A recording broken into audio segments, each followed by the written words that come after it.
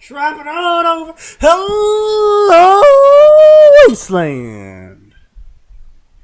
I hope you were all wearing ear protection because, if not, I'm sorry. Well, I'm not sorry, but oh my God, Kilram has donated to us. Thank you, Kilm. I appreciate your continued donations. Anyway. I can't hear anymore. I wear headphones. Well, you really, this is not a. I mean, continued. You've given it to us for 11 months now, so I'll call that continued, even if there's been some delay in between the months. But anyway, that isn't the point here. The point here is that I'm gonna press this button and remove Atin from existence. And just like that, Atin was gone. Ha ha! Goodbye, Atin. We don't care about you. Anyway, so we have a story to cover tonight. You can all thank Potato for this. He decided to use his Patreon granted story cover for Meta Knight finds a cheeseburger in the forest and gets addicted to cheeseburgers. Oh God, at least it's short. Hey, maybe we can stretch this out to like the full 2 hours. Thank fuck Atin doesn't exist anymore. Not Sneaky number 1 is eliminated. Thank you for your support, Basolus. All that money in my pocket is a very satisfying thing to have. Sweet potatoes, I will eat your right testicle. That's kinky. Anyway. Well, I guess the link the story. Well, it's already been linked technically in the Fic 9K chat. But, you know, of course, I would be remiss if I did not follow Twitch guidelines and remind everyone to not contact the people featured in this podcast, as they consider that to be harassment, and therefore I am required by guidelines to remind you not to do that. Well, it's not just them. I got curious about harassment the other day because one of my coworkers is bad about that. I'm like, what's the legal definition? Oh wow, this is really broad. Yeah, Holy it's shit. very broad. It doesn't have to be the old definition of harassment is something that is repeated. Nah, law doesn't care about that. Just cares if you upset someone. Well, Max, let's be honest here. It only cares if you upset a woman. No guy. We're not getting into how broken our system is. No guy's going to be able to walk into a courtroom and get a harassment charge on anyone. Sneaky, I don't have the mental strength to. Sneaky, after the podcast, if you can remember, I will talk to you about the dumbest headline I've seen today that I haven't seen in a while. Okay. I don't have the mental capacity to talk about how busted our system is. Preemptively add a shot of vodka to my drink. Yeah, I don't have the mental strength to talk about how busted our system is. All right. So I do want to try this though before I begin, because this is a new blend that I picked up recently. It's of course it is. Distilled from Japanese rice using charcoal filters made of bamboo. It proclaims itself to be a Japanese craft vodka. I feel like Russian sake just sounds better. Wow, holy shit. That is smooth as fuck. God, it was like fucking melted butter just rolled down my mouth. Jesus Christ. That's usually very unhealthy. Well, so is this vodka.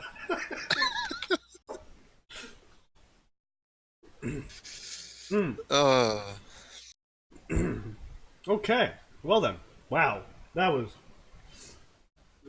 really. I don't think you understand how smooth that was. Holy shit.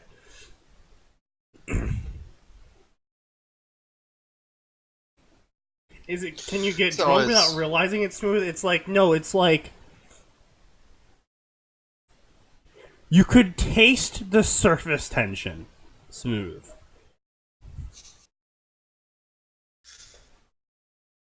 Like I don't know how to explain it. Um. Let's what's this see. first nonsense? Founder. What the fuck does that mean? What? What? What? What? Arn and Solus Founder. and Zex have founder. What the? What? What does that mean? Twitch, what is this icon? I'm gonna go look this up. You look at the story. Yeah, yeah. It's for the first 10 subbers. Oh, neat. Oh! Huh. That's cool. This must have. Yeah, this has to be like part of the recent UI update then, because these did not appear last Yeah. Tuesday. Yeah, no, that's kind of cool. So if you ever if I ever hit it big and you guys keep donating to me, you'll be able to be like, yeah, guys, we've been here for a whole 3 years before he got popular. Let's be honest, it's going to be closer to 5, probably. Yeah, probably, yeah. No, I do have to say I am quite happy with the state of media now that everything and people are starting to get tired of all this like garbage tier shows and garbage tier movies and like they actually want quality shit now.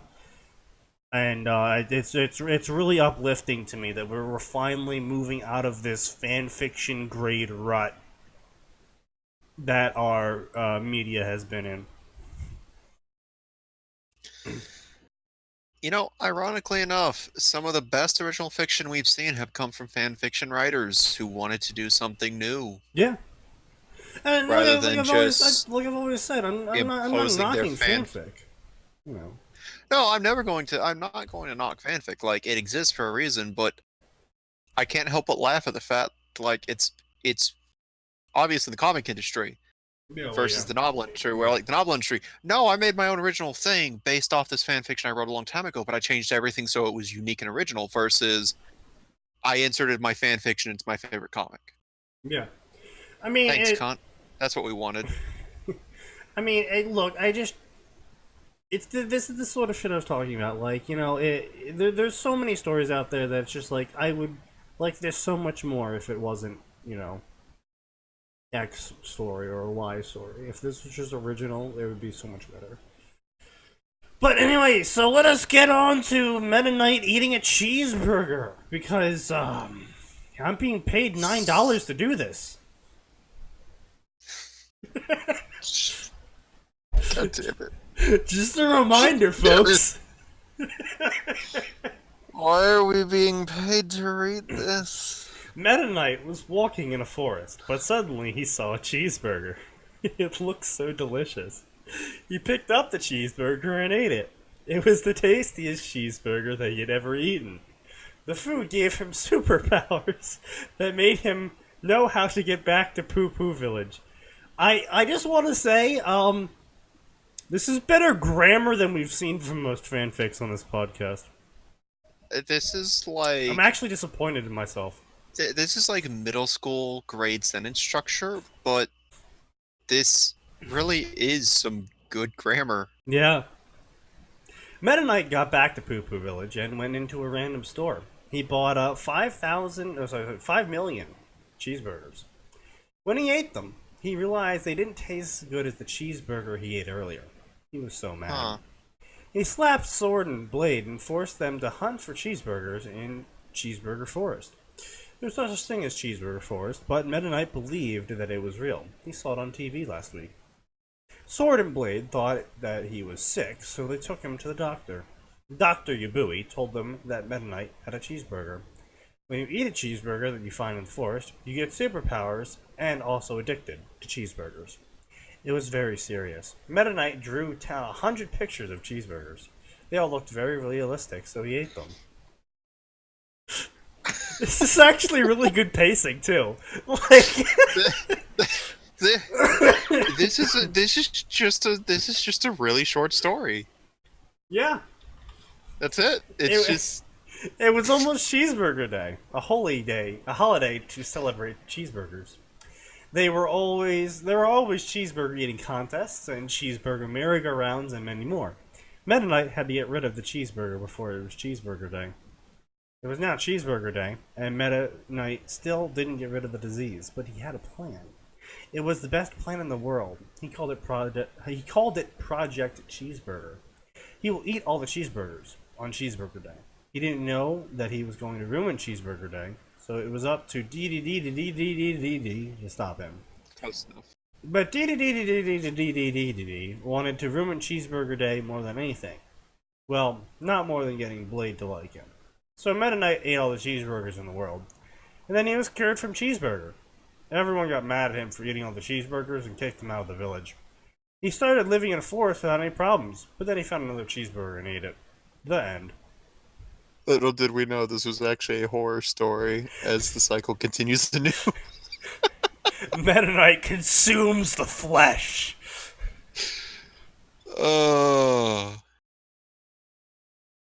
By the way, sure look at the fanfic authors. was a shit post. Yeah, obviously the fanfic was a shit It has post. to be. Look at the profiles. Author's profiles. It's so small. Made June 11th. Updated 2016. I don't think I'll ever use this account. Well, at least he's honest.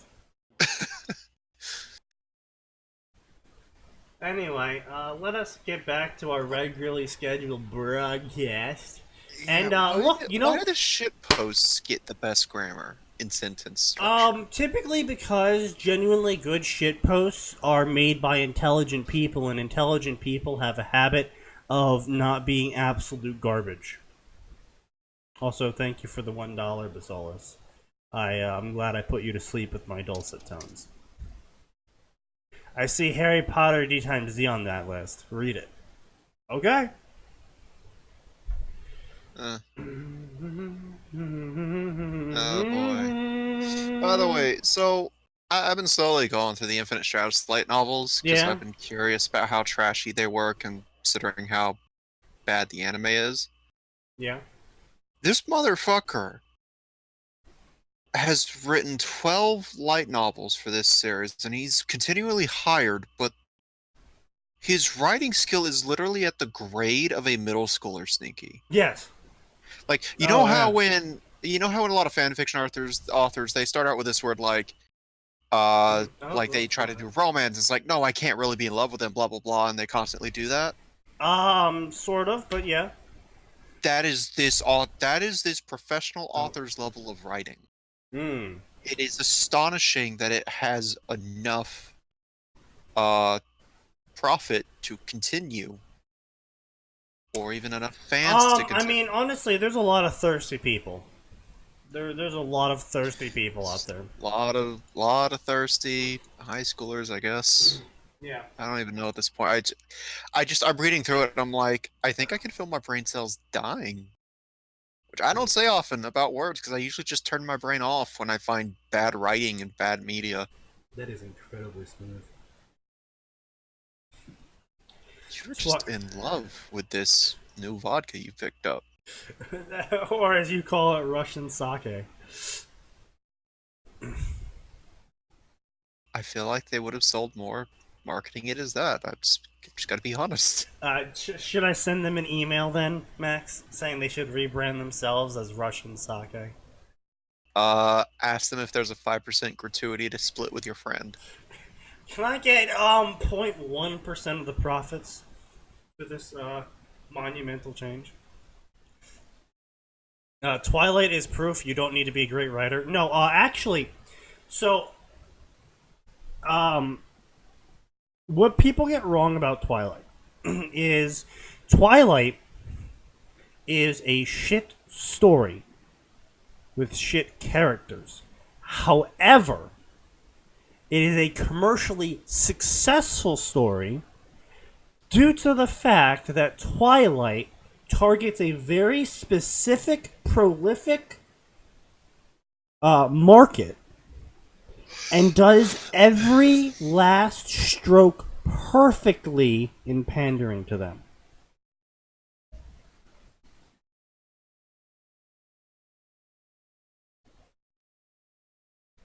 Yeah, it turns out having a blank slate character for people to project themselves onto is a great marketing technique for writing.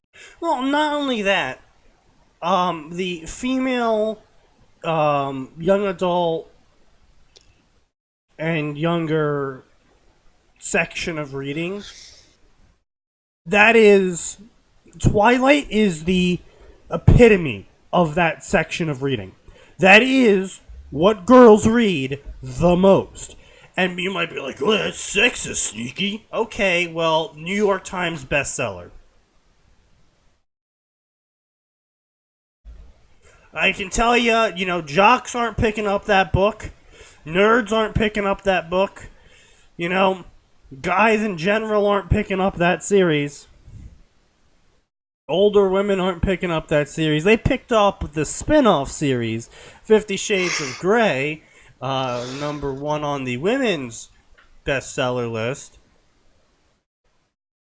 The story about a rich male who's good-looking and abuses the person that they are sexually interested in. That is apparently the number 1 fantasy of women. I still Tells can't you a lot. believe that came from a fan fiction of Twilight. I can. It makes perfect sense. It makes perfect sense. Twilight was all about pandering to the young girl teenager, and 50 Shades of Grey is all about pandering to the sexually interested young girl teenager to older demographics. Now, I wasn't shocked at all when I heard that Twilight spawned 50 Shades of Grey and that it became immensely popular. Was I disappointed? Sure, but was I surprised? No. I forgot it was Friday. Well, I mean, there is a reason why I ping everyone. I know everyone has ignored me by this point on my own server for this show, but, every channel has 0 viewers. Well, I mean, you know how it's it is. it's even more fucked because Nose Hair is a mod on this server. Yeah. He just, no. In fact, wait, does he? He should have rank and file. Yeah, he's got rank and file. He has no excuse, unless he just mutes this server, including mentions. Pretty much everyone's muted my pings. And I'm not really sure why. Like, I have a server for this podcast where I ping you when this podcast is going on. You could just make a whole new role for everyone and then just ping that. That doesn't matter. They've already muted the mentions. Well, some people apparently are nerds and jerks. Yeah, whatever. You can't mute role pings. Yeah, I know. You can mute role pings if you mute the entire server. It just won't it'll let you know that a ping has happened, but it won't play the sound, and it won't have a pop up. I mean, I did that with Bulldog server. I never go there anymore, so I just stopped getting pings. Anyway, so the story that Arn wanted us to read tonight was a Harry Potter High School D×D crossover, and little did he know that it was a Quartermass story. I'm sure you have all been up to date on my opinion of Quartermass, or as Arn calls him, Quadroass. And this story is called Cambion. Summary. Inspired by, but is not an answer to, White Tiger Wolf Girl's Hogwarts Peace Challenge. Wrong boy who lived bashing and harems. End quote. Disowned by James Potter for being illegitimate, Harry was raised by the Tonks family. But he often wondered who his true father was.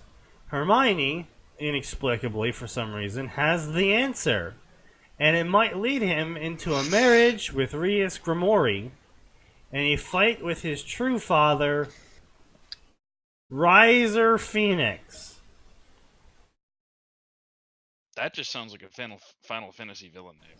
So, my one issue with this premise already is that Riser is 18 years old.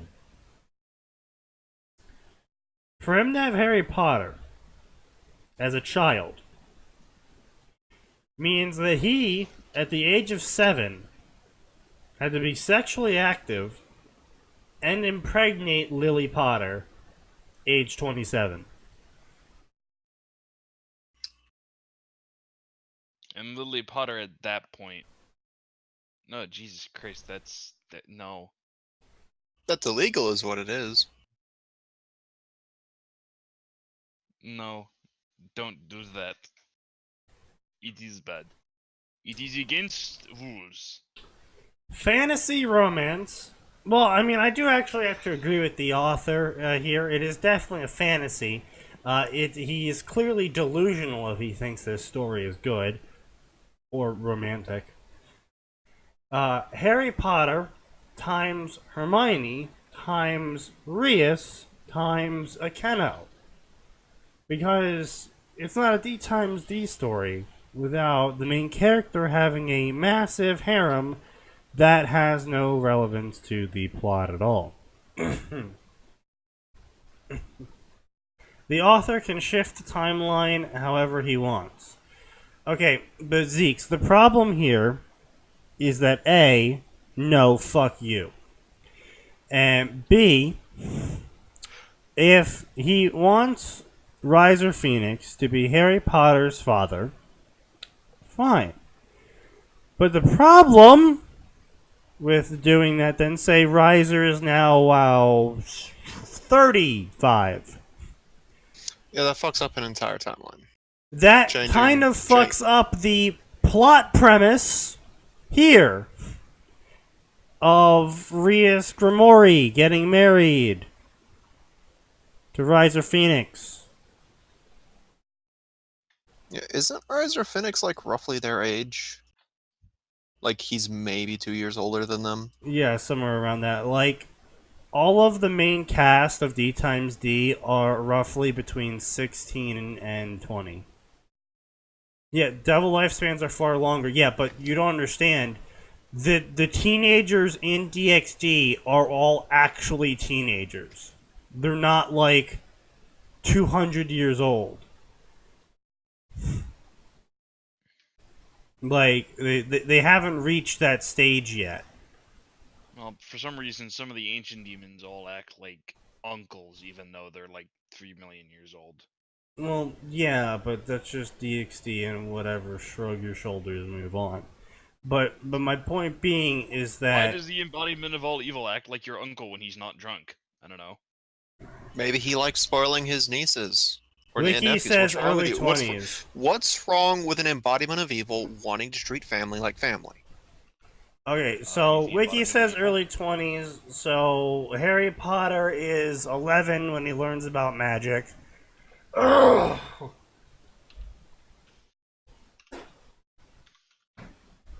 And the reason why I use 11 as being the baseline of the age for Harry Potter is because that's when he meets Hermione Granger. So 11 minus, say, 23 equals 12. So, Okay, well, Riser you've already got Phoenix, massive- sexually active at age 12, seduced Lily Potter, age 27. I mean, I'd make a joke here, but I feel like it would be in poor taste. There's already a massive change in timeline, by the way, just in the first paragraph. 11 minus 23 equals negative 12. Riser Phoenix actually had sex with Lily Potter before he was born. They pulled the Terminator gambit. I mean, that could actually work. Going back in time and... Well, I mean, it's been proven to work. It's literally a stable time loop. Yeah, Futurama did it. Well, a lot of things did it. What was the first movie to have that plot point? Was it Terminator? Probably. Which plot point? The going back in time thing. Going back in time... I and promise you the death, the life of someone that you follow because you're the parent. No, I promise you that's a way older premise than you think. I promise you some jackass in the 50s or 60s is like, what if time travel but you fucked everything up? What if time Oh, well, travel? I mean, Isn't that just Bill and Ted's Excellent Adventure? No. That was not the premise you gave, sir. You do not get to change the rules because it suits you. I never said that. I was just saying, like, in the 50s, a lot of people were making... Hold on. Guys, hold on. Okay. Alright, you guys want to know the first time travel movie in recorded history? What? A Connecticut Yankee in King Arthur's Court, 1921. Okay. That sounds accurate. Based on a Mark Twain's 1889 novel. Jesus Christ. Huh. Anyway, so the author gets up on their soapbox and thus doth proclaim, my toe dipped into high school D times D fanfic was admittedly a poor one. I look back at Fall to Zenith and find myself cringing a little. To Zenith? Not that it's bad, but it was written before I had much of a handle on the franchise. In a way, this story is the spiritual successor to Fall to Zenith. Who's to Zenith? Fall to Zenith is apparently one of his earlier works. Using, as it does, similar tropes. Hell, even the title Cambion was my original title for the story that eventually became Fall to Zenith. It was one of the challenges, Hogwarts pieces for those who are interested, which I personally just... The name of the challenge itself already makes me dislike it. Hogwarts pieces? Yeah, because it's basically like Harry gets a hold of some sort of reincarnation device and reincarnates people from Hogwarts into his harem. Oh. That's weird. Yeah. White Tiger Wolf that inspired me to try once more. But my first attempt, Hermione Bale, got negative feedback when posted to the Cauldron. Well, A, you posted it to a worm section. B, Hermione Bale, you first, you posted with the worst character. C, no one cares. The D times D fandom does not give a shit about anyone outside of Issei or a self-insert OPOC fucking the main cast. The D times D fandom, I will give them this, they are honest in their depravity. They are consistent as well. Yes. And while I tried to persevere, I realized that I didn't know how to continue the story after a certain point. And that, my friends, is why you actually plan shit ahead. While I'm not exactly the best or model example of this myself either, I don't write stories with a, determined arc. I write stories with Sandbox, where I set up all the pieces and I go, what happens next? You do the proper way for writing. Well, one of the proper ways. If you're writing with a checklist, you probably fucked up somewhere. Dude, I mean, how drunk am I already? Well, my dude, let me just tell you and extol the virtue. Not an advertisement, but could be. Let me just extol you the virtues of Japanese Russian sake. Japanese Russian sake. It is very smooth. I will admit, sake is actually a pretty good drink. I just don't usually drink it. Well, no, it's Japanese vodka. Supposedly, that literally is basically what sake is. It's yeah, I know. rice. It's Japanese vodka distilled from Japanese rice, filtered through bamboo charcoal, and it is. Sounds like some like. It is exceedingly smooth. You sound like a sake snob. Very smooth. Pure Japanese rice wine distilled through ancient bamboo source. What's the difference between vodka and sake? The method of distillment. The method. Yeah. Literally, that's a method. It's the Russians just squeeze potatoes and wheat. Well, Japanese no, just, like, vodka is derived from starch. It's it's specifically how you treat the starch, how you store the starch, and the time span of doing all of that. It's the same for whiskey. The wood you use, it's very specific stuff that separates all this. Like using corn, you can make. Technically, using corn, you can make vodka, whiskey. Could you make rum with it? Debatable. Is that possible? It could be debatably done. It's No. Nope. Okay. Not rum, but vodka, whiskey, bourbons, shit, what else is there out there? Beers. It all depends on how you treat it, and what parts you're using of it. The water that you're using with it, the filtration levels, all sorts of fun stuff. It's actually a very complicated system. Or you can just do moonshine, where you basically just distill sugars down into alcohol and possibly melt your brain drinking it. Anyway. Oh boy. Yeah. I also decided to make this a Wrong Boy Who Lived fanfic because I am a complete, incapable moron who has no concept of creativity or rationality. And like my other Wrong Boy Who Lived fics, it is clearly going to be set during the Triwizard Tournament because that's the only time that the Wrong Boy Who Lived trope is actually amusing. And, of course, Harry is not going to be dragged into the tournament this time. It's actually going to be a background feature of the story. However, there will be surprises I'll be including in this, and this is set a year before DA Times D canon. And the Potterverse characters have all been aged up a year, with the setting being in 2005. So, yeah, like I said, Harry is then going to be 16 years old, which means that 16 years old with canonical age Riser Phoenix, so 23 minus 16, that puts about, what would you say, Max? 8? 7? 7-year-old Riser Phoenix seduces 30-year-old Lily Potter? If we don't want to completely fuck up the DxD timelines, then yeah.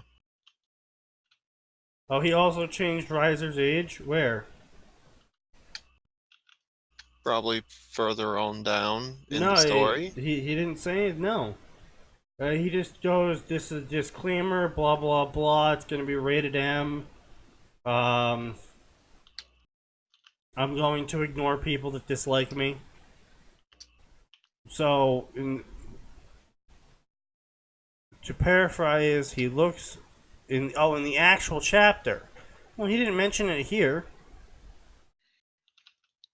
He's actually in his late 30s. Okay. So, I mean,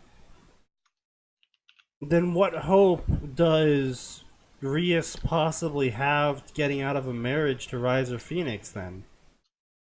Like, the whole idea that she thought she could challenge him to a rating game to get out of the marriage was because he was only a little bit more experienced than her when it came to rating games, because he had only been alive a little bit longer than her.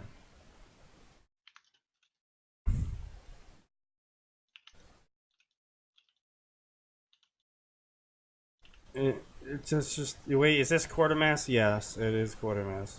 Of course, it's quartermaster. Sneaky What has were the you reading expecting? comprehension of a 3-year-old. This is a fan fiction podcast, so it ties great together. Look, didn't Riser and Cannon actually have several victories under his belt? I mean, yes, but that's like saying, "Oh wow, this early 20s guy, he's got several chess victories under his belt. Gotta be wary of him." No one cares if you have a couple of victories under your belt, unless you've taken part in a grand tournament for chess, a world tournament, and you're in your late 40s. No one cares. Quartermass changed the whole premise of the marriage contract. All right, so is this still D times D? Is this still Harry Potter then? Is this even a crossover at this point? You know, we're going to be ignoring all of Harry Potter's canon. Hermione Granger is going to be a mythical savior, and is going to know more about the devil world than anyone else, because only she could come up with the solution to Harry's problem and save Rias. And I just this is why I hate Fusion World. This is why I absolutely despise Fusion Worlds, because they're never they're never good. They're never good. There was that one story by Emerald Guardian that he ended up, dropping and permanently hiatusing. That was a fusion world with the basic excuse of wizards are fucking retarded and have really cut themselves off from the world, which, I mean, they did in canon, so I was like, alright, yeah, fair enough. But it was just like, he got away with that because he didn't try to mesh the two. He was just like, yeah, the wizards have just been like hiding in this hole the whole time. Because they did that in canon and Harry Potter, it's like, okay, yeah, sure. But then Quadro ass here is like, actually, fucking Riser Phoenix, very sexually promiscuous, and managed to fuck his way through the wizarding population. And Harry is one of his bastards. How about I actually read one of the chapters? How about you pay me? I mean, people have done that before. Don't tempt them. It's odd how fate works out sometimes. Some events can change things for better or for worse. Wow, very deep. Fucking shower thoughts, puff puff pass. Give me that weed, bro. Max, did you know events can change things for better or worse? Snaky, just keep reading. Stop thinking. How that happens can be a matter of perspective. Oh wow, depending on how you look at a situation, things can be different. Holy shit, fucking psychology genius right here. Someone got this guy a diploma.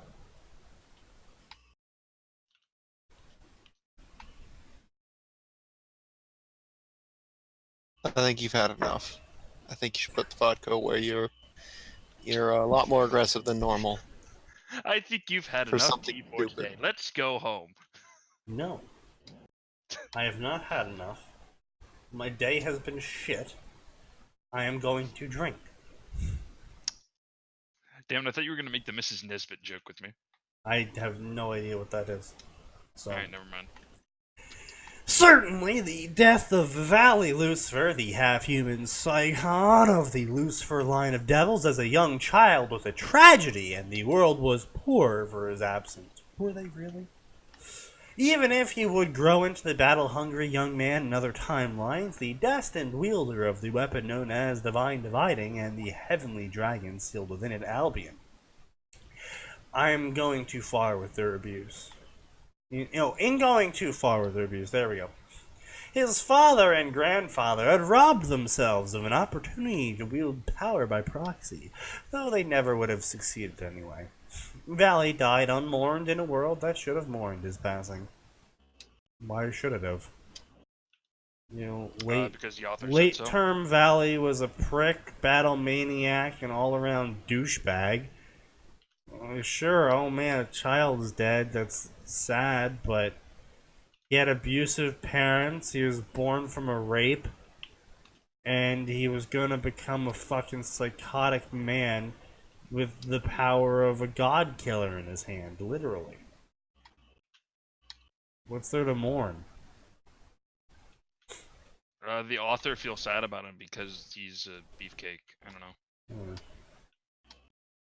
But the death of the boy, who would become the latest White Dragon Emperor, upset the order, for Albion's rival, Drake, the heavenly dragon sealed within the boosted gear, had yet to be given to a new master. One that would have become the Red Dragon Emperor. Isn't that like when they're born? They get the sacred gear? Yeah, wasn't it when he was born again he got his sacred gear? No, because remember they were all interested in him because he smelled like dragon before that? And they thought he had twice critical?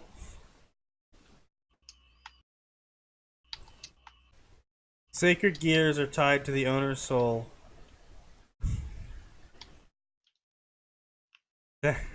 Thanks, Miss Solus.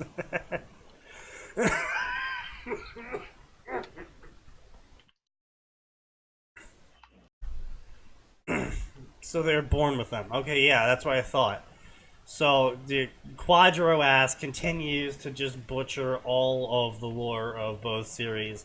I mean, it's not surprising, really, considering that 99.9% of his premises never work if he actually tried to even be remotely canonical with any of the information he has access to.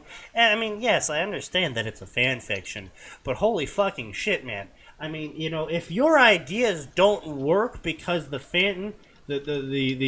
source material they're based on doesn't mesh with your idea, most people would, most sane people who are good authors or at least capable of recognizing quality, most people in that very specific party of people would moved on or possibly have written their own shit by this point.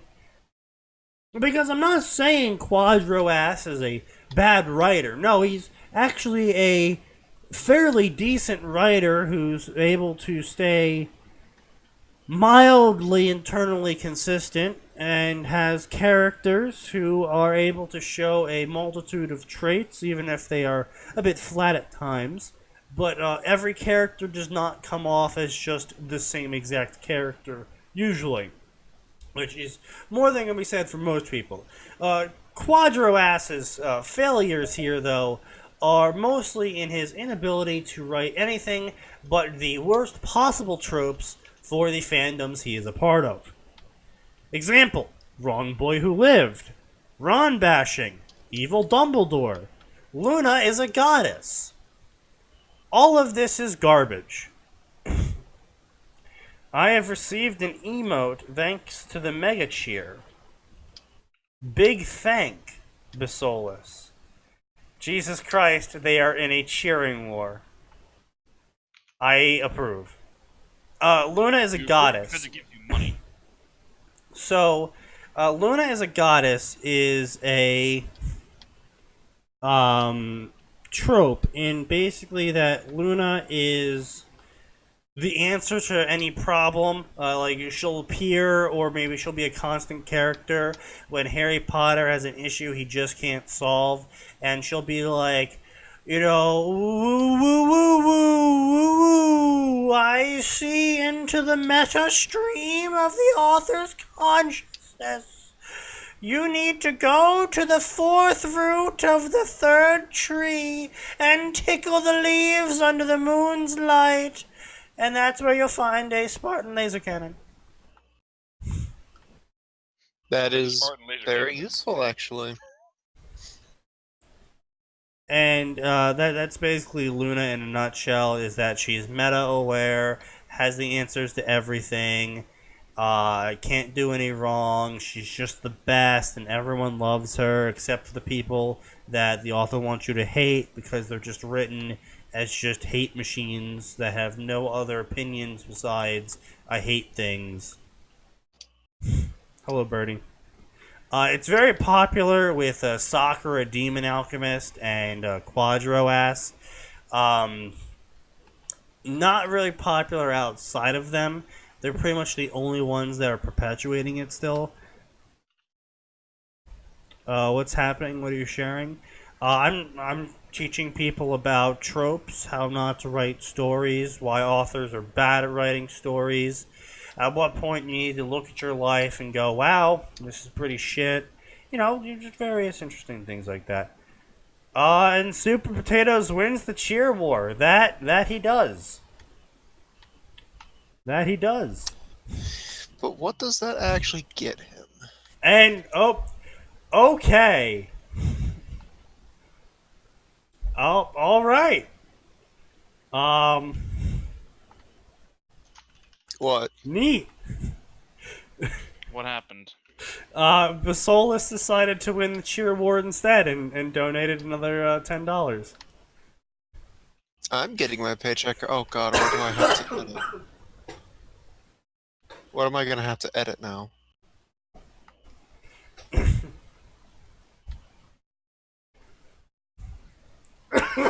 God damn. Alright, anyway. Stop dying. So, author doesn't know anything about D times D lore, blah blah blah. Blah blah blah.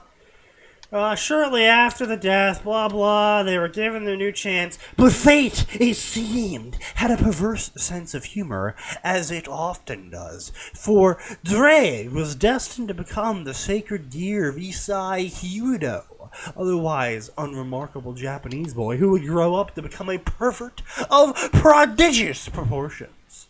Well, prodigious in his perversions, anyway. But Valley's death upset things, and as it was, Albion would become sealed within Issei instead.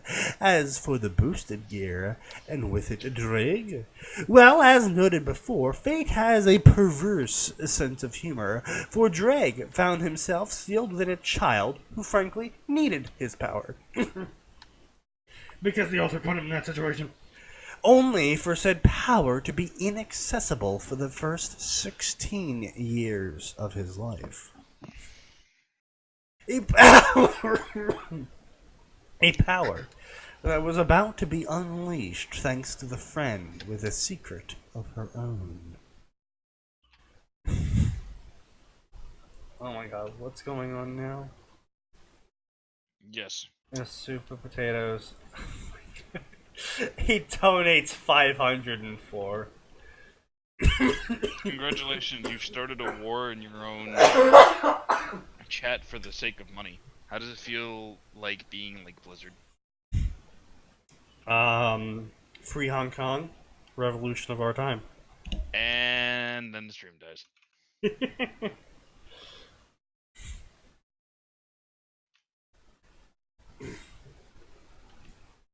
I hate this writer so much. Oh, what's causing this hatred, Basolis?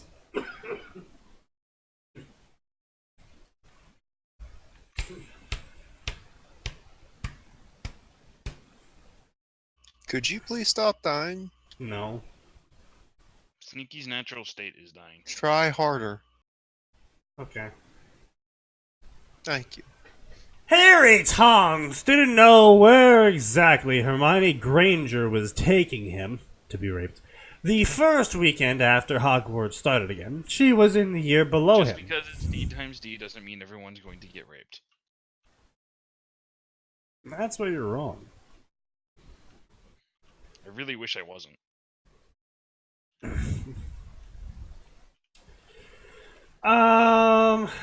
She was in the year below him, his brother's year, even if Charlie and James Potter would deny that to their dying breath. But the two were friends of a sort, outcasts both, Harry having been thrown out of the Potter family for being a bastard child. No! This story is putting me to sleep. No father was known, and James Potter didn't care. Only that Lily had been unfaithful to him. I would like to point out, I care that Lily was unfaithful to me. But I'm still going to fuck her and have my own kid with her.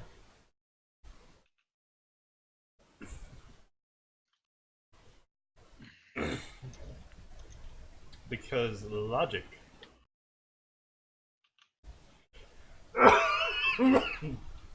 Yeah. Hermione is a mother-born prodigy who had the misfortune to demand the Sorting Hat put her in Gryffindor rather than Ravenclaw where she belonged.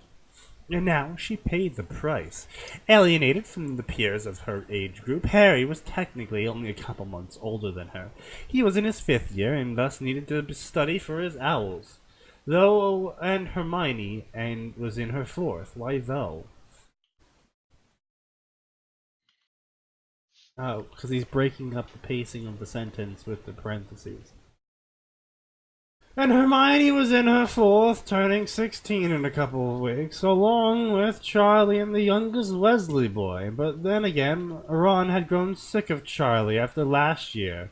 The only friends Charlie had, despite his delusions, were Neville Longbottom and Ginny Wesley. Unfortunately, Wesley. his father and godfather wielded a lot of influence in political circles, so Charlie had his own little court, like a Draco Malfoy, hoping to gain his favor.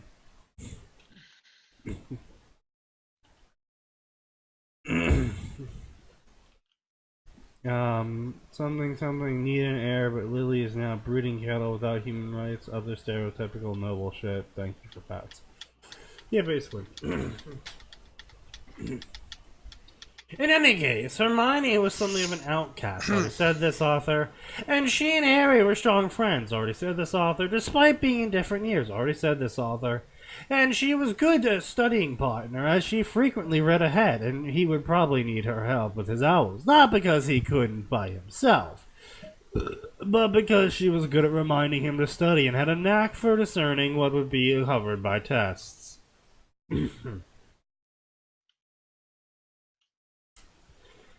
Yeah, I was never really good at that whole memorization thing. I kind of just wung it. How would that work out for you? Well, I have a degree, so it worked.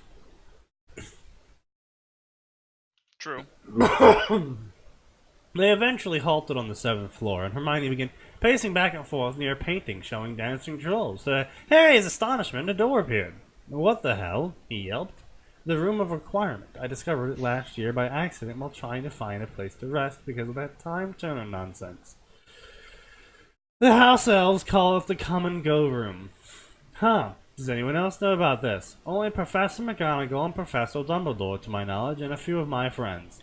Wait, I thought you said you didn't have friends, author. I'm sorry, I thought you said Hermione didn't have friends, author. Mm-hmm.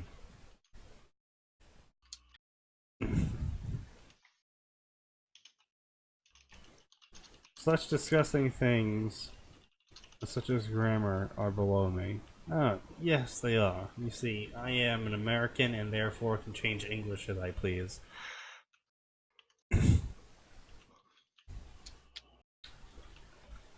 Harry,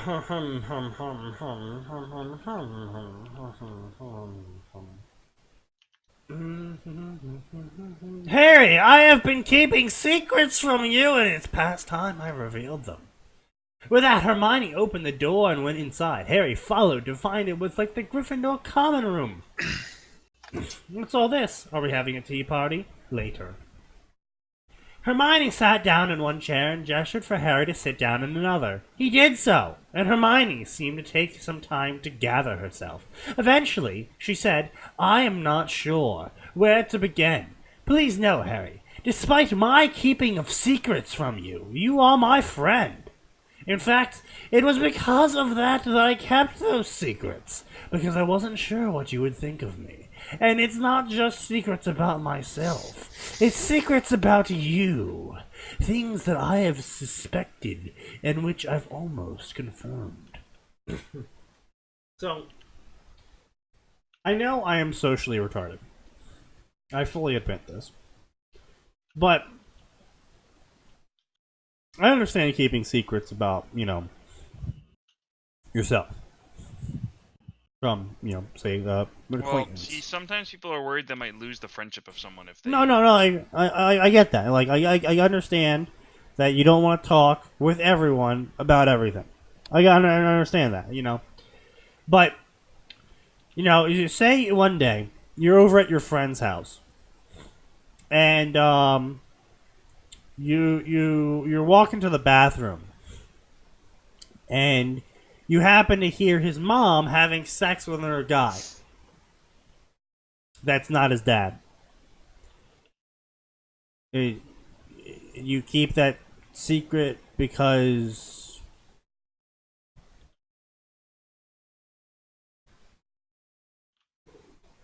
Max, you're the most socially adjusted of us here.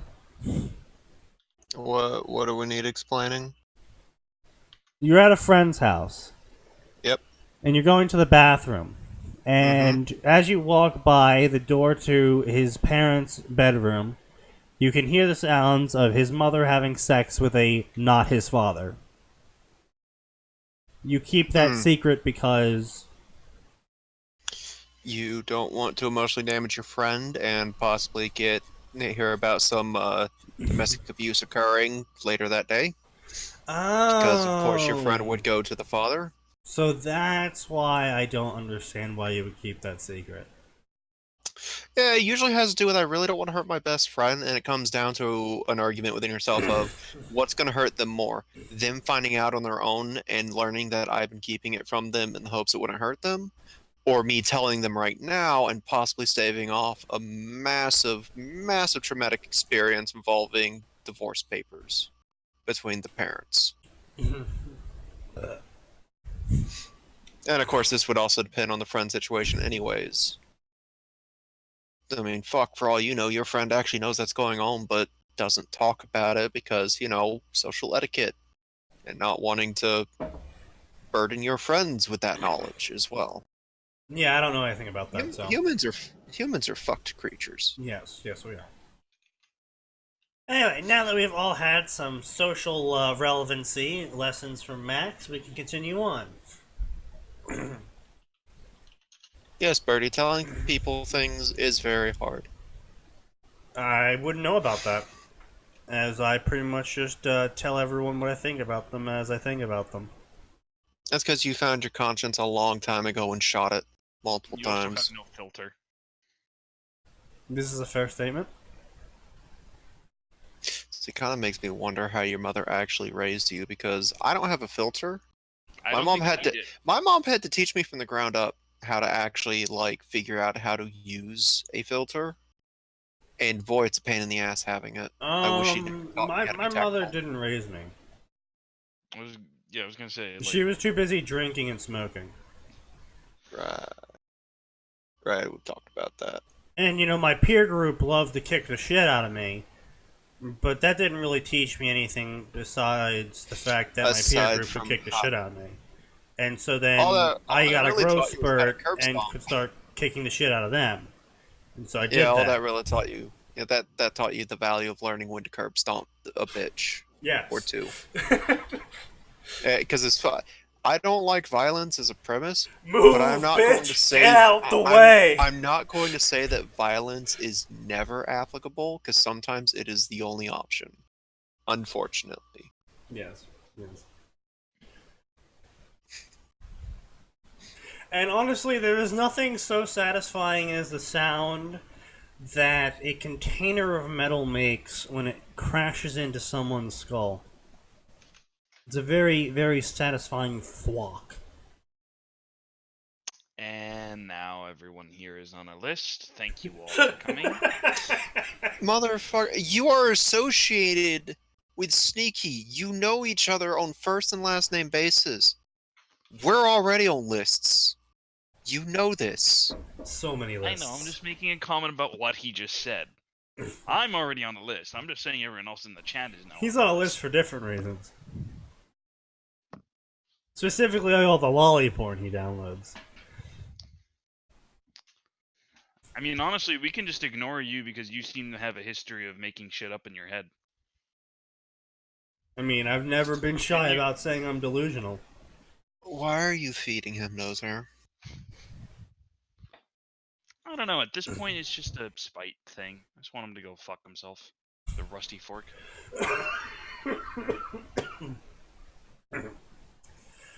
Anyway, so, what do you mean, secrets about me? Harry said. Then he realized what she meant. You mean, you know who my father is? The guy who slept with my mother so hard she comed? She cummed? Wait, hold on a second. You wanna Wait. read that through again? Wait. You want to try that again? If Charlie is Harry's brother, and Charlie is a year younger than Harry, but Lily is in a coma from giving birth to Harry. That was never mentioned anywhere. Well, I mean, there's a reason why mother's she's in a- in a coma. Isn't stated yet. No, it's not, but this is a quartermass fic. No, but if you went to the next paragraph, you would see that it is mentioned almost immediately. Nexus, you don't need magic to make a comatose person pregnant. It's already a thing that happened, I think, in Texas. A comatose person gave birth, and everyone was like, they've been in a coma for 5 years. It turns out one of the aides... turns out one of the aides was raping all of the female coma patients. I hope he was immediately thrown in jail. I don't actually know the results of that, actually.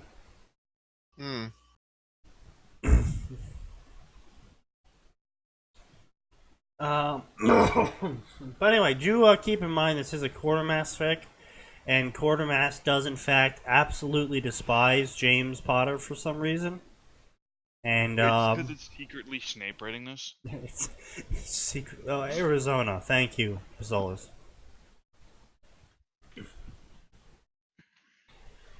Anyway, so Hermione nodded. Yes, in fact, if I'm correct, there is a way she can leave St. Muggo's. Almost nothing can bring her out of the coma she's in, thanks to whatever she did to stop Voldemort and save you and Charlie. But there is something that can. I've actually considered doing it myself, but I knew that when I did, you would never speak to me again, and Charlie and his father would definitely take umbrage. Hermione, I trust you most out of everyone here, now that Dora has graduated.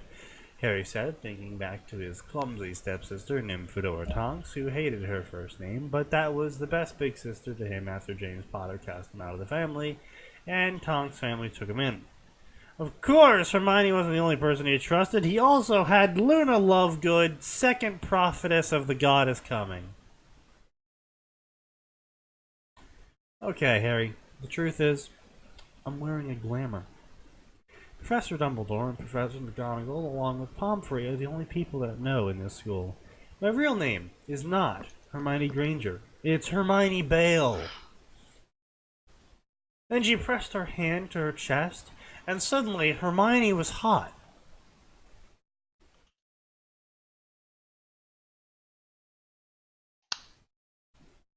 Good night, everybody.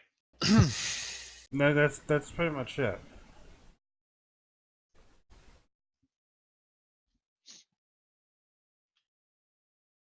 Yeah, pretty much as Nexus says, originally James was not a bashed character in Quartermass Fix, but Quartermass regularly generates new fics like it's going out of style. And at one point, he wrote a DC Harry Potter crossover where Lily was Poison Ivy and James was Joker. And then after that point, all of his Jameses started getting more and more deranged and more crazy and bashed harder and harder for no real clear reason besides Quartermass suddenly disliked James.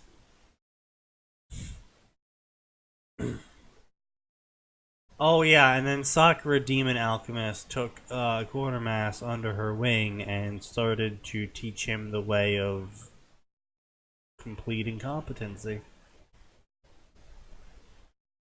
Anyway, blah blah blah blah blah blah blah blah blah blah blah blah blah blah blah. It wasn't the same face. It was too beautiful to be the same face, and yet it was so familiar. And Harry was almost certain it was the exact same person. It was Hermione, as if refined and made beautiful. But this is Emma Wow. Watson we're talking about. That's what That's she looks some like. that's some heavy fucking shade being thrown by the author. It's Hermione, but beautiful.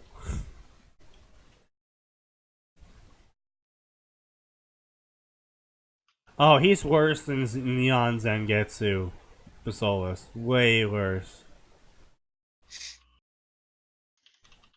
Of course, most startling or of all were the pair of cat ears on her head.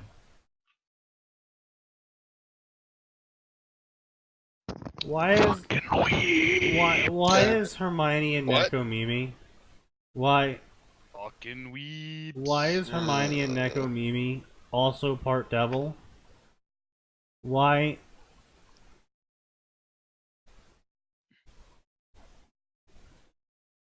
Oh my god, this fucking pudge.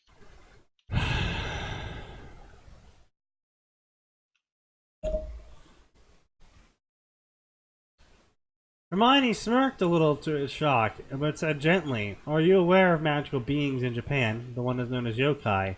Well, you see, I am part yokai, known as Catgirl. I made my body look less desirable deliberately as I was going undercover. In truth, I know more about magic than the entire wizarding world, though there are some things I don't know about, like the Time Turner. I remember hearing from Ron that you turned part cat back in your second year, but you said, I know what I said. Millicent Bulstrow does have a cat, but Nekomata have a bad reaction to Polyjuice Potion.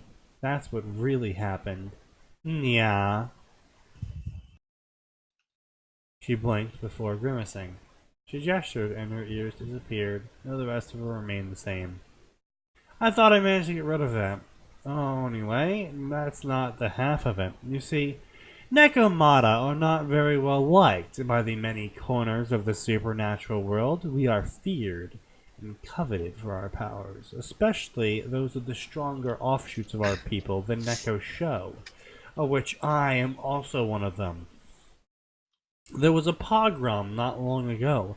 My family barely avoided the worst of the backlash. Anyway, Neko show even half-bloods like me have a innate ability to sense energy, particularly life force, and use it to distinguish people by their species.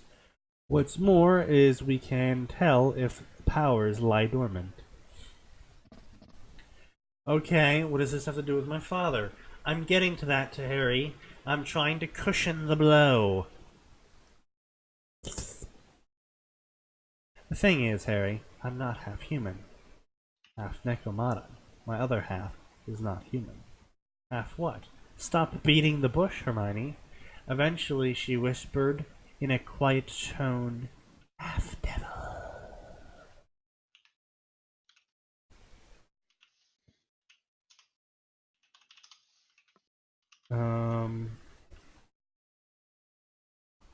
Because fuck you, Quartercock wants Harry to fuck some pussy. Oh my god, Nexus. He literally made Hermione into an OC waifu. Yes. Why is she explaining all of this? Just get to the point. Because she's so powerful, she can sense the fourth wall. Yeah, Super Potatoes pretty much nails it. So basically in Quartermass stories, Hermione always knows everything, and she's always read it somewhere in a book, and everything has an answer, and it was in a book that Hermione read. Now that we've covered that Hermione reads books, and that she's read every book, and any book that will ever be relevant to any situation, she's read it in a book. That's Quartermass story in a nutshell. Also, Luna is going to waddle onto the screen and say some random gibberish, and everyone's going to go, oh man, that Luna, and then she's going to waddle away. As he stared at her, she hurriedly held up her hands. Please understand, Harry, not all devils are like those in the Bible, evil and stuff. Most of us are like humans, mentally, just more prone to hedonism and sin. So humans.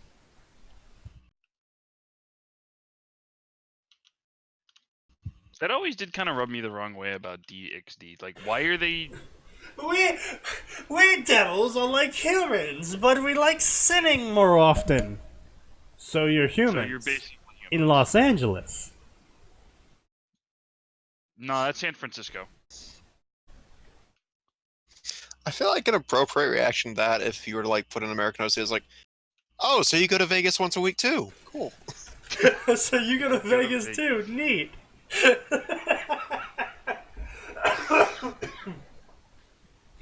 Well, I'm glad someone else like me goes to Vegas.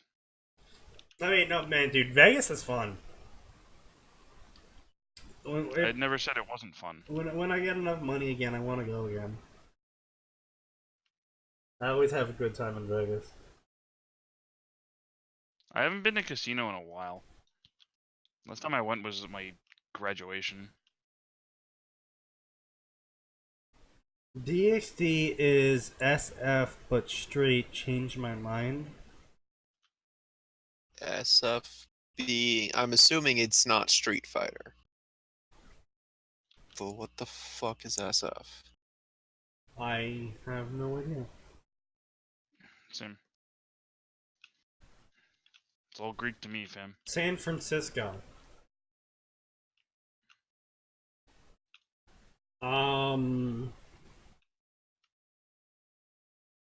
Sure. I'm not really sure what to say to that. Is that a... Is he talking about the actual city, or a movie name called San Francisco, or a TV show called San Francisco? I think he's just referencing San Francisco in general. Yeah, I don't get it either. I feel like there was a better example he could have made there. Like, I don't know, Amsterdam or something? Probably. Right, like, Anyway. like the...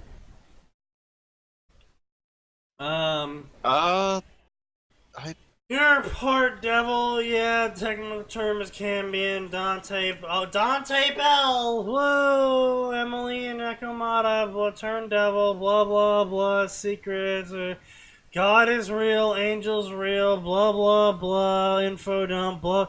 My cousin Rias is total Japan file. New wars and blah blah blah, angels fallen, blah blah blah, new civil war, like Voldemort's Civil War? Yeah, like Voldemort's Civil War. Harry nodded because he understood civil wars. So why tell me? It has to do with your real father, Harry. I can sense a Cambion. You are a Cambion. You are part devil, Harry.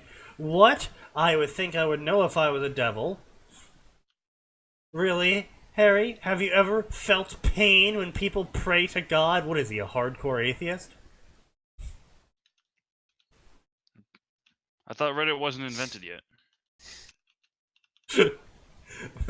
Max is quietly chuckling in the background. Oh, I'm chuckling at a really dumb move on Blizzard's part today. Oh no, what they boy. do? Let me find it. Just post it into It's gaming. great.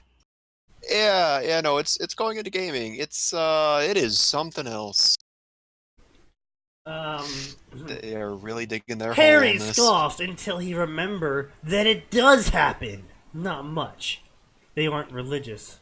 But he remembered some of the prayers of an old friend, and it gave him headaches. Urana had left for Italy, of course! Of course!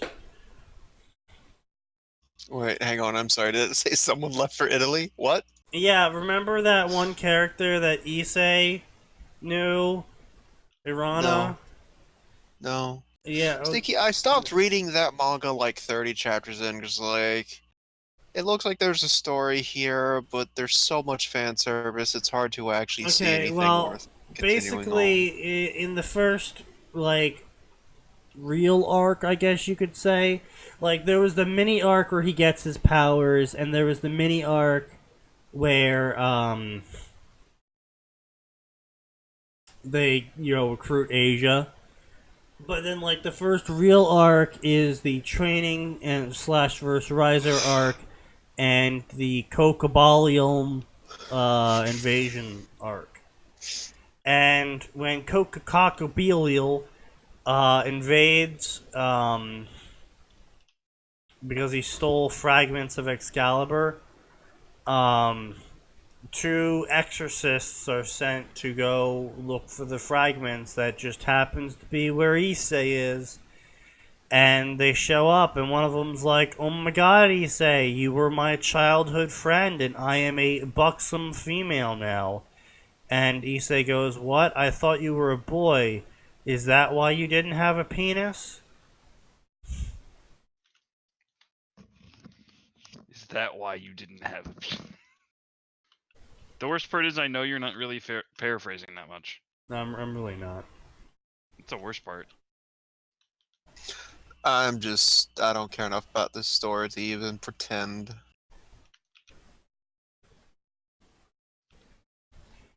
Yeah, the Coca-Cola invasion arc. Honestly, I think that would improve D times D if Coca-Cola declared war on the supernatural world. Coca-Cola Death Squads win.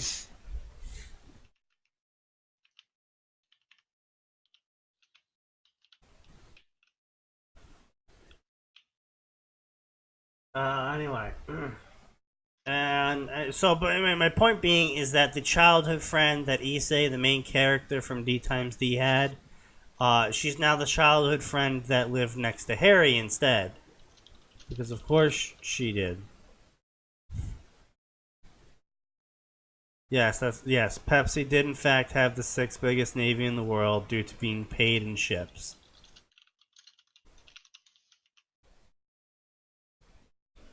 Gotta say, playing rhythm games in VR while this podcast is on is fun because when you're laughing so hard you can't hit the notes.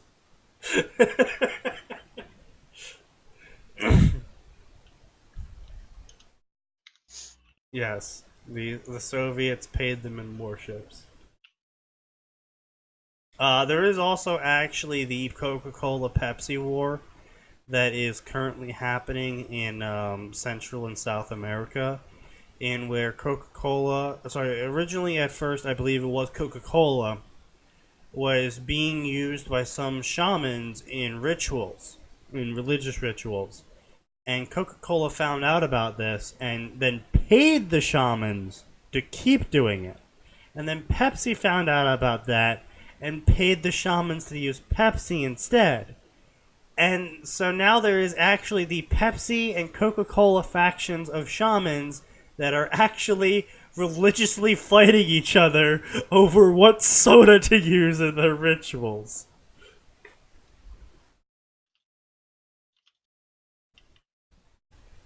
Belize is holy Coca-Cola clay. Retake Jerusalem. Rebranded Coca-Colium.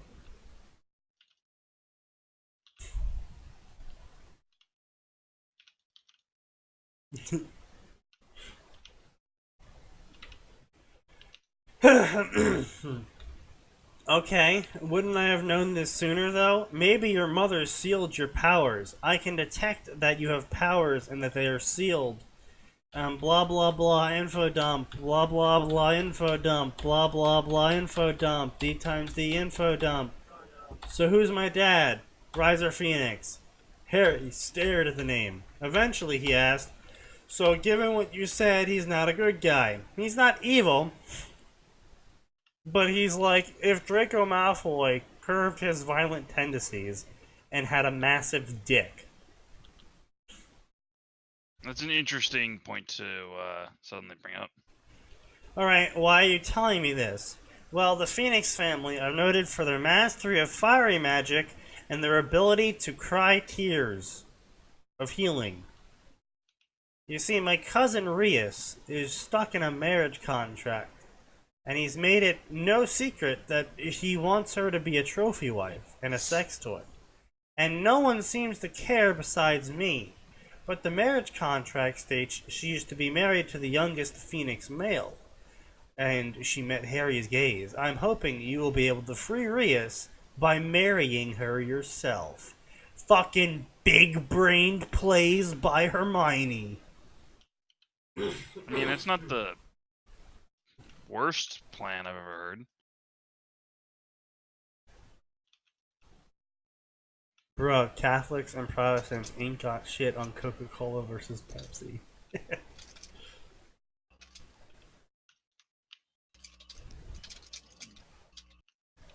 I was considering making Hermione part fallen angel after my aborted attempts at making Hermione Bale. But after deciding on something new, I decided to make her a cat girl.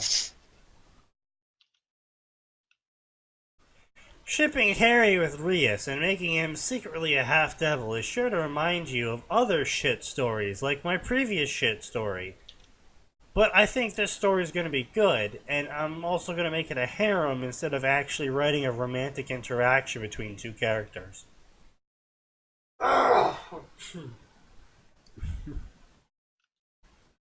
Harry unlocks his demon ancestry and becomes the same kind of dick as his father. Turns out his powers were sealed for a reason. Well, you know what they say about the sins of the father. Something. Lust for revenge. Yeah, nailed it. Which is better, this or the cheeseburger one? Well, the cheeseburger one, obviously, because it's shorter. And I didn't feel like I was ripping my throat out trying to read it.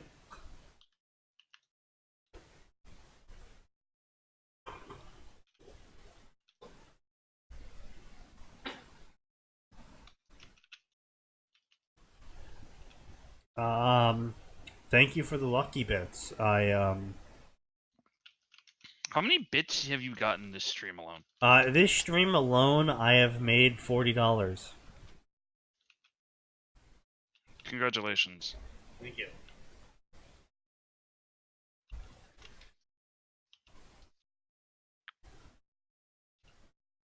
Let's see, the normal work hours have paid YouTube.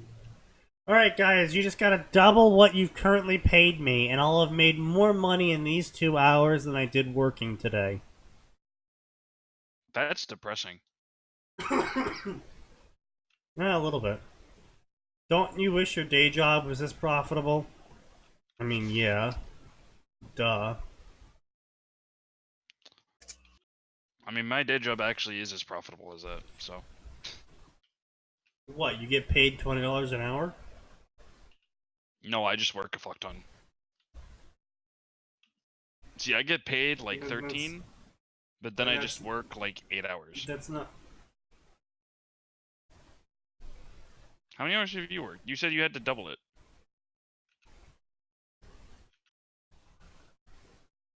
Or did I mishear that? Max, he's retarded. I misheard that, didn't I? Yep, I misheard that. And now I sound retarded. Excellent. You are getting bruhed by my entire chat, my dude. I'm sure that I am. I misheard you. I thought you said you made like $80 in a single day, and I'm like, that sounds like a normal 8-hour workday to me.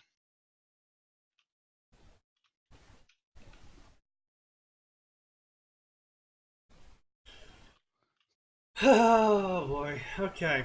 Anyway, now that I have successfully drunk my way through Nosehair's stupidity, we can move It's not on stupidity. to a I more just didn't excitable fucking hear chapter. you Wow. because you sometimes. It's only 8:25? Okay, well we need to do a stupid story then. What was the previous one? Just your standard fanfiction Friday story. I hate you. Let's see. Oh, we already did that though. Wait, did I accidentally put a bad story in the good section? Oh shit, where is that shit? No, I didn't. Okay. Did I not? No. No. Okay. Good. I didn't accidentally put a bad story. That's a bad story in the good section.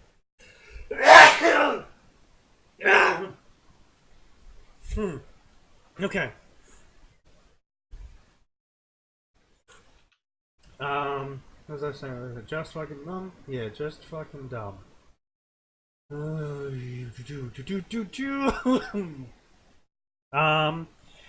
How do you guys feel about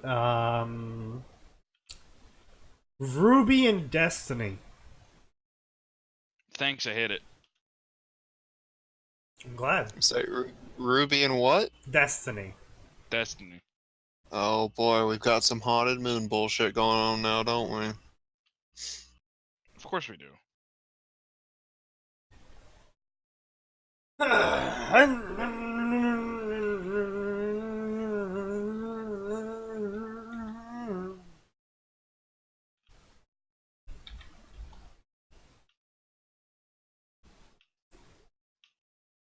Angst. Blizzard pull out happy end. What? Anyway. Guardian of Remnant. Wolf was reborn to fight darkness, using the powers gifted to him by the Traveler to protect the Earth's remaining city and its inhabitants. But when one mission sends him across the stars to another world, plagued with its own darkness, the young Guardian will rise up to continue his objective. But a bigger threat looms on the horizon, driven by revenge to kill the light forever. So I do want to point out one very specific thing.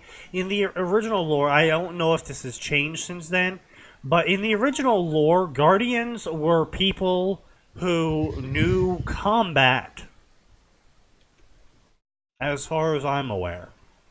Like I said, the original lore,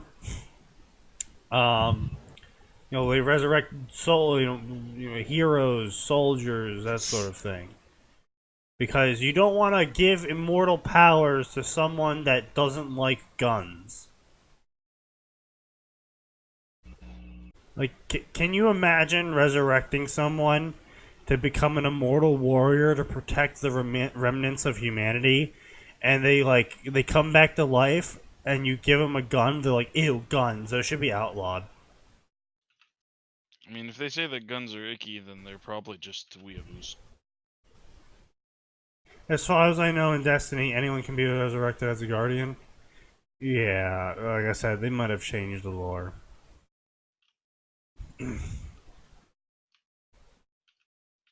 Alright, so this is a OC times Blake story. Of course it is. I know what you're all thinking. Wow, I added this story to the Just Fucking Dumb section 2 years ago. I mean, that just sounds about right. Oh, good. What the fuck? After putting out not one, but two other Ruby-based crossovers, why the hell would I stretch my time and effort? Oh, God. You're writing a third. What is this art style? Oh, god. What? I'm sorry. Attention just fucking linked the Ruby comic and pinged me at an Orpheus for it, and oh god, I'm already not liking this art style. Oh, what's this? Why would he ping? Why wouldn't he ping me? Tension! You piece of shit! What the fuck is this young adult SJW approved Yang now with 20% less bust? Like, seriously, it looks like she's wearing a chest binder. And why does Blake look like she's high? I don't know. Oh my god, Gira, this art style is not flattering to you, my boy. Oh god. Oh god, Ilya, what did they do to your face? Oh, Ruby! Oh, why do you look like a Winx character now? The fuck is this? This really doesn't... I don't know about this art style, yo. Where is this? Isn't Fanfiction? Ruby Weiss, Oh, here Yang. it is. And it was only to save. Is that supposed Oh. to be Blake? Why does Blake look like a fucking potato? This is the origin story of Blake and Adam getting together. Oh god. Why? Why does she look like a potato?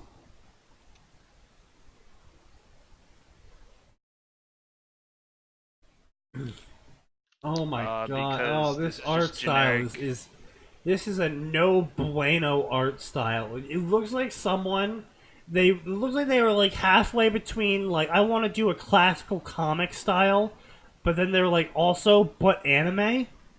That's that. I was gonna say that was basically. What are these puckered lips on Adam? He's like. You know what? What Here's is the thing, that? though. It's still better than Squirrel Girl.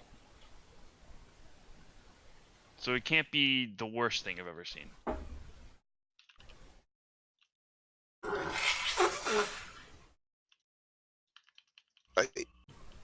This is... Why is this... This should have been better. Look, potatoes. Look, I love potatoes. Fucking, I buy them by the sack. Okay, I eat lots of potatoes and I use them in a lot of things. They taste great. They are delicious. Birdie, However- why are you linking your thing in in the fanfiction? However, potatoes are probably one of the worst looking foods in existence. It is a brown, lumpy, distorted, amorphous structure.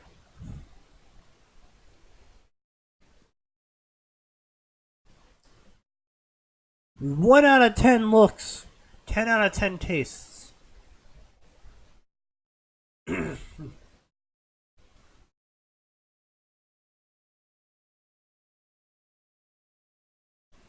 Oh god, what is this? Oh, what is this right here?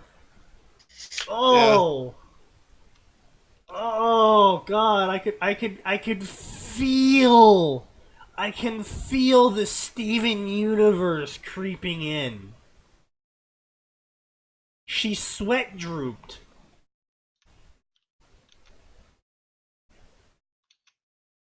Who sweat troops now? Sorry. Potato Blake then proceeds to go find Adam, who is currently growling at a wall. I was spellbound by his beautiful visage. I find it odd, by the way, that in the middle of his sobbing, he snarls like a fucking like an actual animal. I'm not an animal. Way to completely ruin any legitimacy this character had after Rooster Teeth managed to do that themselves.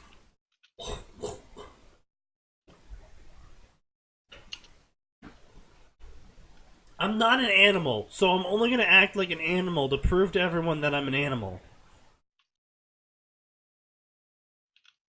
Big brain Adam.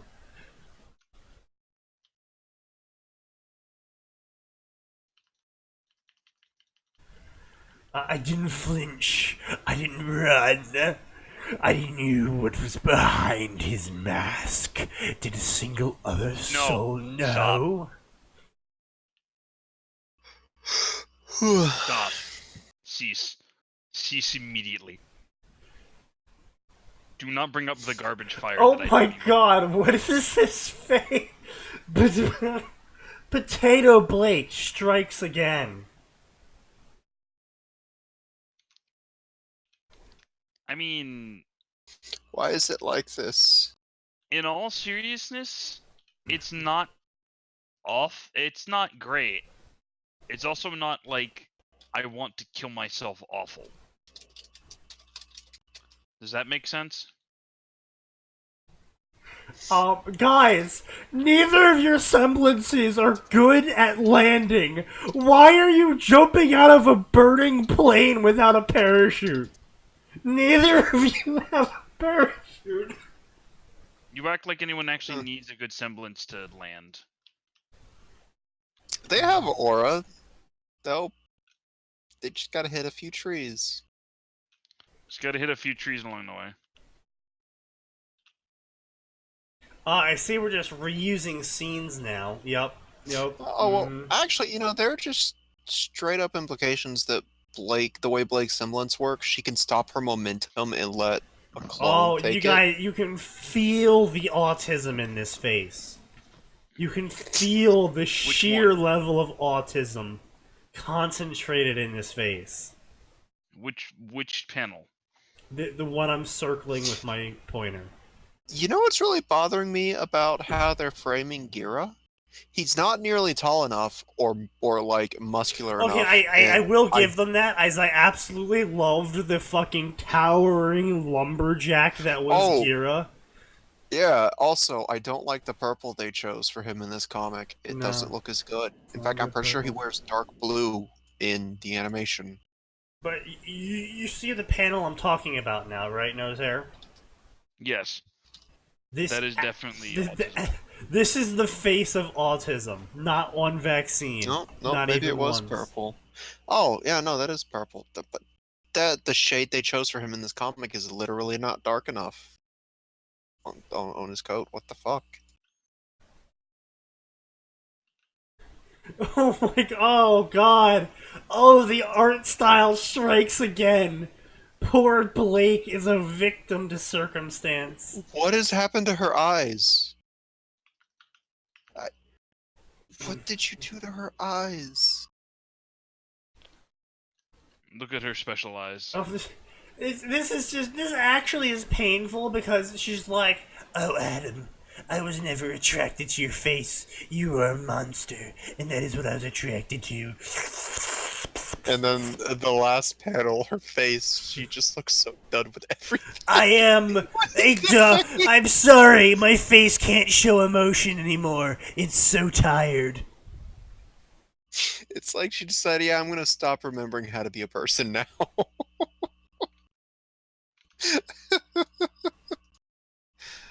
Oh.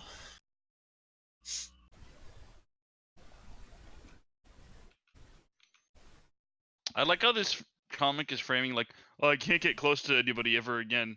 Even though in like the very next fucking like series, he instantly gets close to Monkey Boy again.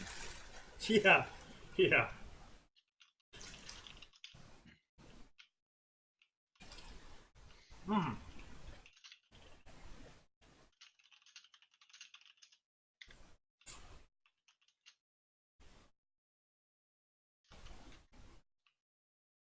My energy is recharged. I can emote once more.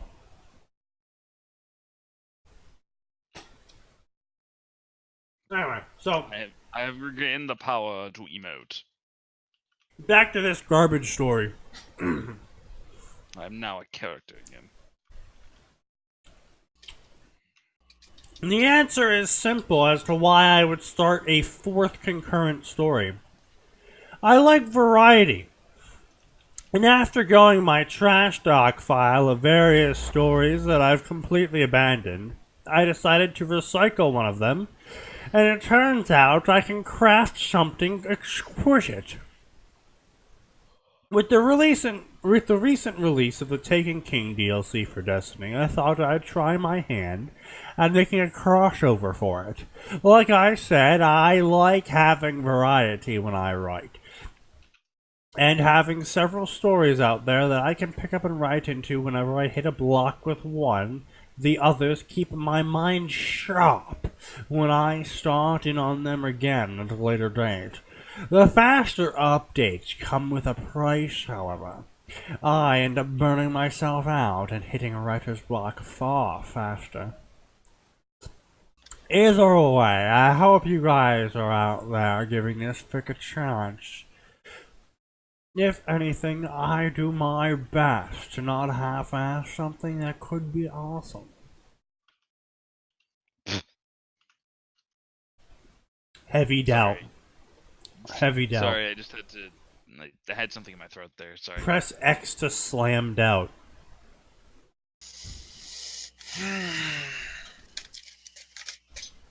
Okay. Let's see how this goes. Indeed. He felt weightless, floating through an endless void that surrounded him in pitch blackness. Somewhere deep within his being, he knew that he must have been the place where some higher power decided he would go to spend eternity after death. The last thing he had been expecting was to die. The last thing he was expecting was to die. I guess we can all suffer delusions once in a while. It was quick, that much he knew for sure, but the memory of how and why it had happened had become foggy to him. So he continued to wait hours, days, weeks. He couldn't tell how much time had passed. Here, the time meant nothing. And after floating through darkness for another spell of time, he felt himself slip into the kind of meditated trance, blurring the line between awake and asleep, even though he couldn't achieve either one in his current state of existence. And then he felt it. At first it was subtle, a pulse of warmth that echoed through his being, giving him the feeling of being a body again, but as it slowly faded away as quickly as it came. A few moments passed, then he felt another pulse, this one stronger, filling him with much more quickly, and lasted longer before it faded away. Before he could think on the anomaly, any more than a third pulse hit him, so strong that he felt it through the wind which was knocked out of him. A bright white light tried to pierce the darkness, blinding him as he was pulled harshly from it. A loud gasp of air escaped him as he jolted awake, taking in huge gulps of air as his vision was blocked by a bright light, his heart beating like a jackhammer in his chest while his mind went into panic mode as he desperately tried to get his bearings. When everything started settling, I studied his vision just to get her father to back off. Just kidding. Sorry. Blah, blah, blah, blah. Mind went to panic, blah, blah. Jackhammer, blah, blah. Blah, blah. Vision swimming, blah, blah. He found himself encased in gloves and sleeves.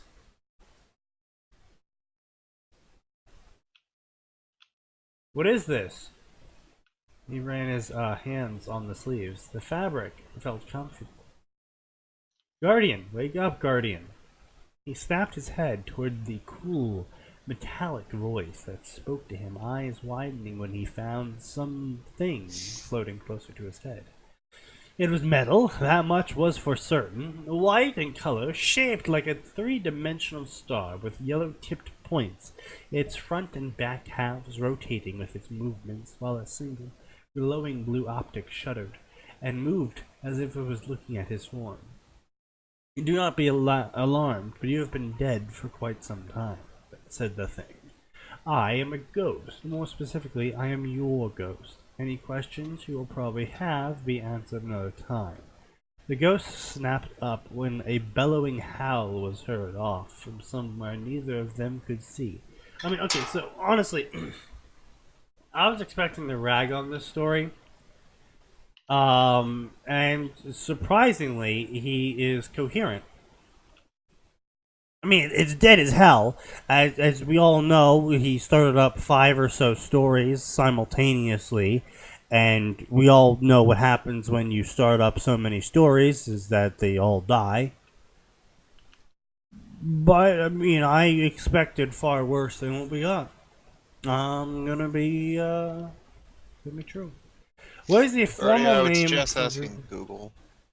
By the way, this is just a rehash of the opening of Destiny 1. Yes, I'm aware of that. That definitely sounds about right. Blah blah blah blah. So several centuries passed. Blah blah. Your heart rate. It was Russia. Centuries. How did I end up here? I was dying. You were. I resurrected you. It was difficult, but I've been searching for you. But I understand you're skeptical. Blah blah blah blah. Find your weapons. Blah blah blah blah.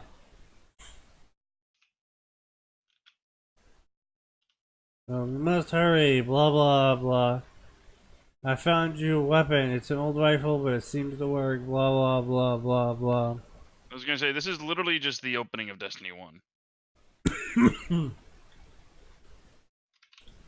I mean, I know, it is just a rehash of a visual medium, but it's still impressive how much he's not fucking it up.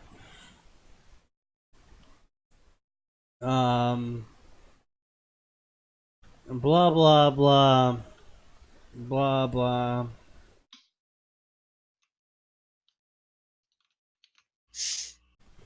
Blah blah blah, blah.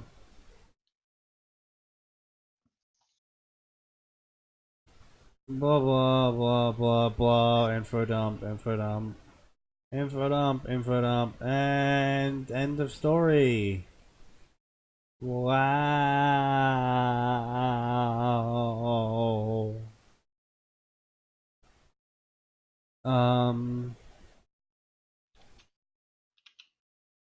Wait, this is. Oh, this is not the author's note. I thought this was an author's note.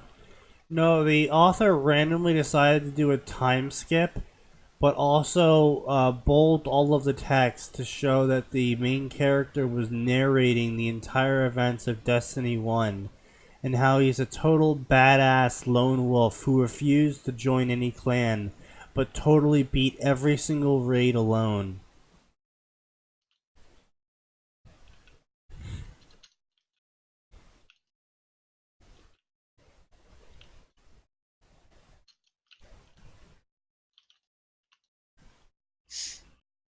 I don't know what else to say.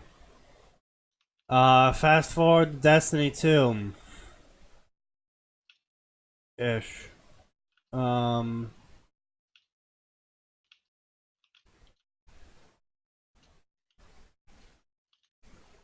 blah.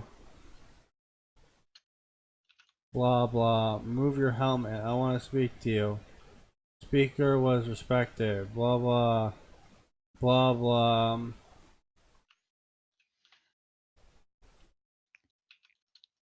Blah blah blah. The speaker is half awoken, half human, and he's pretty good looking. Blah blah blah. Blah blah blah. You've changed so much from the self-insert you were so many years ago. You're now a total badass who will be whatever kind of character traits that your author needs. I'm so proud of you. Blah blah, Wolf entered business mode. Blah blah blah, you're the best PvPer ever. Did he seriously just call him a PvPer? This is why most video game stories don't usually pan out when it's fanfiction, because for some reason every single fanfiction author thinks it's funny to just Thanks, say it like Bolus. as a You video have game. a good night. Like, why? Why is this a thing? Stop doing that. I plan on getting revenge. I will destroy literally all life in the entire galaxy to get my revenge on the people that killed my family, my brothers, my sisters.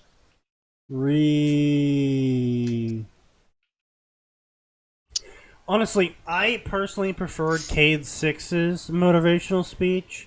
They blew up your loot. Let's go steal theirs. Cade is great. I don't really understand why we built a prison for everyone, but whatever.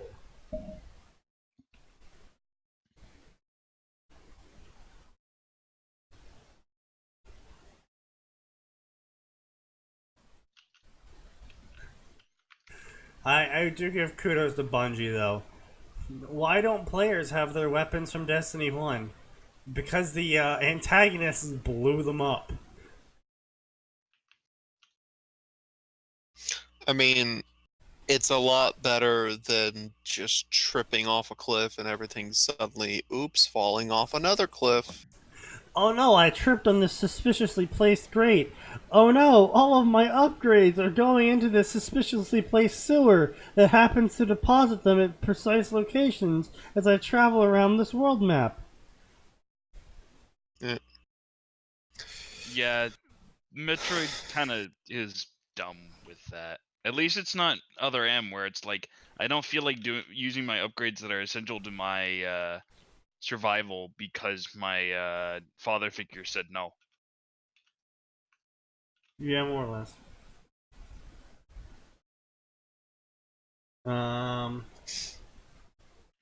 He had a gun though, and his armor was awesome, and everyone was amazed by how awesome and amazing Wolf was, and how badass his ships and gear were, because they were really badass and awesome looking. It sounds like Borderlands writing, and And that's not a good the info dump on Destiny enemies. Blah blah blah. Do we really need to info dump on Destiny enemies? Man, I don't know. It's not like Halo where they all have like intricate lore. Just like, here's the thing to shoot, go shoot it.